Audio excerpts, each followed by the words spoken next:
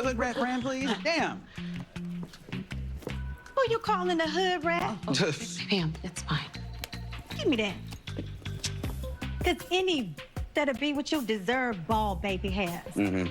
I like her. Wherever did you find this marvelous creature? She's my best friend's employee. Temporarily. You see, I'm a businesswoman just like you, and Rooster Riches is my brand. Be sure to try it out. All I gotta say is this: Pam is a go-getter, and I love it. Again, Pam is definitely a go-getter, and I love it. And it seems Marie does as well. A lot of people, for the most part, following the last episode, has said one of the highlights was Pam interacting with Marie. The fact that Marie certainly saw a lot of herself in Pam. And I wish we could, well, then again, even though I said this episode did a lot of telling rather than showing, I would have loved to have seen Marie and Pam just interacting on the elevator, on the way down to a ride. But just the fact that we saw those two getting along so well, that's enough for me. But I would like to know if at some point Marie does invest in Roots to Riches. I feel like that would be pretty cool to see, especially if she likes the product after trying it out for herself. And, the entrepreneurial spirit that Pam has.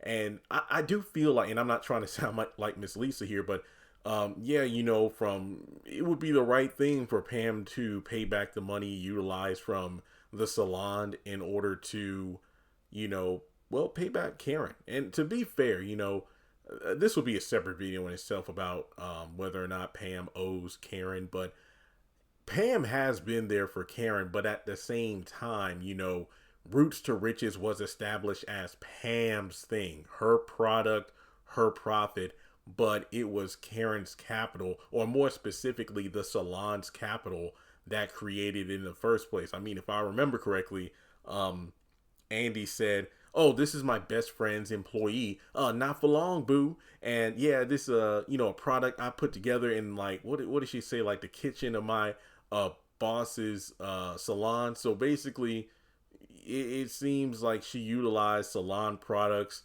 the salon facilities, the salon's funds in order to create the product, purchase more ingredients for the product, and use the salon to distribute and store the product. So yeah, she definitely owes Karen some money. But at the same time, like rights and licensing and whatnot, yeah, Pam is a good thing she got that stuff. But regardless, I just like the fact that Pam wasn't going to let somebody like Hayden call her a hood rat and whatnot when she was just trying to, conduct her business accordingly. And I mean, yeah, it's just cool because I just love the fact that Pam is putting into action the advice she was given, like Trey mentioning the aspect of free samples and the benefits of giving people something that they didn't even know they wanted until they try it out. And it's like, hey, you know what? I like this.